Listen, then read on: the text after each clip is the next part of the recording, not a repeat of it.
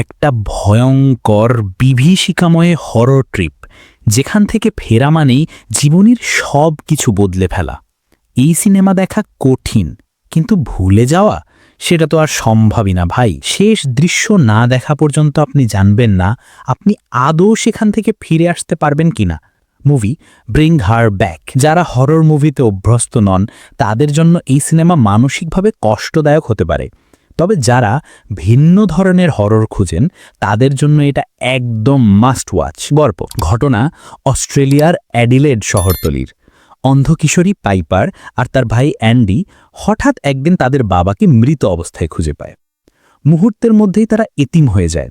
সরকারি নিয়ম অনুযায়ী এতিম শিশুদের একটি পালক পরিবারে পাঠানো হয়, আর তাদের ক্ষেত্রে দায়িত্ব পড়ে এক নারীর উপর, লাউরা। লাউরা বাইরে থেকে যতটা দয়ালু ও যত্নশীল মনে হয়, ভেতরে সে ঠিক ততটাই ভয়ঙ্কর। তার নিজেরও ছিল একটি মেয়ে যে ছিল অন্ধ, কিন্তু বহু বছর আগে মারা যায়। সেই শোক আর শূন্যতা লরাকে এক ধরনের অদ্ভুত বিপজ্জনক বিশ্বাসে টেনে নিয়ে যায়। সেভাবে মৃত মেয়েকে ফিরিয়ে আনার একমাত্র উপায় হল আরেক অন্ধ কিশোরীকে সেই জায়গায় বসানো আর ভয়ঙ্কর এক তন্ত্রমন্ত্রের মাধ্যমে আত্মাকে ফিরিয়ে আনা। পাইপারকে লরা যত্ন করছে বলে মনে হলেও ধীরে ধীরে তার আচরণে অস্বাভাবিকতা স্পষ্ট হতে থাকে। রাতে অদ্ভুত মন্ত্রপাঠ, বন্ধ দরজার পেছনে মোমবাতির শাড়ি, পুরনো বুতুলের চোখে লাল সুতো বেঁধে রাখা, এসব দেখে অ্যান্ডি সন্দেহ করতে শুরু করে। সিনেমেটিক ভীতি ব্রিং হার ব্যাক শুধুমাত্র জাম্প স্কেয়ার বা হঠাৎ ভয় দেখানো মুভি না, বরং এর ভয় ধীরে ধীরে আপনার মাথার ভেতরে ঢুকে যায়। অন্ধনায়িকা পাইপারের দৃষ্টিকোণ থেকে শট নেওয়া হয়েছে, যেখানে ক্যামেরা প্রায়শই ফোকাসহীন বা ব্লার অবস্থায় থাকে, ফলে দর্শকও এক ধরনের অন্ধত্বের ভেতর ডুবে যায়। সাউন্ড ডিজাইন এখানে বিশাল ভূমিকা রেখেছে। ফিস ফিস শব্দ, কাঠের মেঝেতে কারো পায়ের আওয়াজ, জানালার বাইরে থেকে ভেসে আসা মন্ত্রোচ্চারণ, সব মিলিয়ে পুরো হল রুম বা আপনার বাসার অন্ধকার ঘরে বসে দেখলে গায়ে কাঁটা দিয়ে উঠবে। চরিত্রের গভীরতা পাইপার অন্ধ হলেও অসাধারণ শ্রবণ শক্তি আর তীক্ষ্ণ অনুভূতি শক্তি আছে তার। সিনেমায় দেখা যায় চোখ না থাকলেও কানে শোনা ক্ষুদ্রতম শব্দ দিয়ে সে বুঝে ফেলে ঘরের ভেতরে কারা কোথায় দাঁড়িয়ে আছে। কিন্তু লওরার রহস্যময় পরিকল্পনার মুখোমুখি হয়ে তার ভেতরের ভয় আর আত্মরক্ষার ইচ্ছা দর্শককে একদম চেপে ধরে রাখে।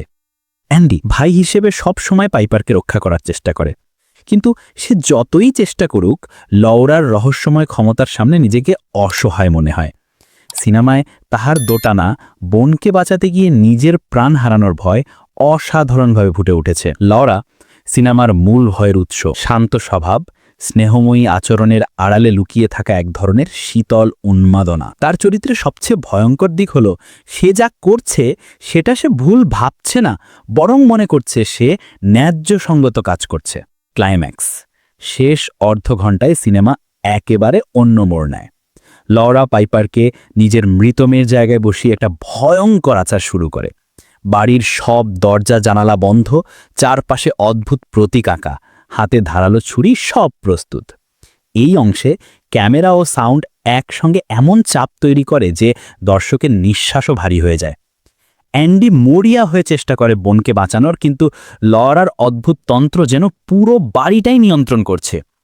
শেষ দৃশ্যে আপনি ভাববেন পাইপার কি সত্যি বেঁচে ফিরল, নাকি সেই আচার সফল হয়ে তার ভেতরে অন্য কারো আত্মা ঢুকে গেল। শেষ কথা, এক কথায় ব্রিং হার ব্যাক মুভি এক ধরনের মানসিক বিভ্রাম। এটা দেখার পর আপনি হালকা তো হবেনই না, বরং বারবার ভাবতে থাকবেন আমি যেটা দেখলাম সেটা কি বাস্তব ছিল নাকি কোনো দুঃস্বপ্ন। এই সিনেমা শুধু ভয় না, এটা মানুষের শোক, একাকিত্ব আর হারানোর বেদনা কিভাবে বিকৃত রূপ নিতে পারে তার এক তীব্র উদাহরণ। টেকনিক্যাল দিক অভিনয়, তিনটি প্রধান চরিত্রই অসাধারণ অভিনয় করেছে। বিশেষ করে লরার ভূমিকায় অভিনেত্রী ঠান্ডা গলা আর স্থির দৃষ্টি শীতল স্রোতের মতো ভয় ধরিয়ে দেয়। সাউন্ড ডিজাইন এখানে নীরবতা ভয় তৈরি করে। অনেক দৃশ্যে কোনো ব্যাকগ্রাউন্ড মিউজিক নেই, শুধু আছে হালকা শ্বাস, কাঠের মেঝের চিরচির শব্দ আর দূর থেকে ভেসে আসা মন্ত্রোচ্চারণ। ক্যামেরা আর লাইটিং, লো লাইট শটগুলো এতটাই বাস্তব যে মনে হবে আপনি সেই ঘরেই আছেন। এমন দুর্দান্ত সব মুভির আপডেট পেতে জয়েন করুন আমাদের YouTube channel the world of movies. ঝকঝকে এইচডি প্রিন্ট আছে, হিন্দি ডাবিংও আছে। মুভি লিঙ্ক কমেন্ট অপশনে।